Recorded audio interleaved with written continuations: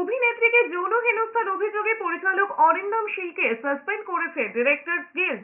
দিন কয়েক আগে বাংলা বিনোদন দুনিয়ায় এক অভিনেত্রী পরিচালকের বিরুদ্ধে অশালীন আচরণের অভিযোগ এনে মহিলা কমিশনের দ্বারস্থ হন। সপ্তাহ 2 না কাটতে পদক্ষেপ করল ডিরেক্টরস গিল্ড। অরিন্দম শীলকে সাসপেন্ড হতে দীর্ঘ 20 বছরের অপেক্ষার অবসান হলো বলে মন্তব্য করেছেন অভিনেত্রী স্বস্তিকা মুখোপাধ্যায়। তার দাবি, তিনি ভাবেননি এ জন্মে এমন বিচার নিজের চোখে দেখতে পারবেন।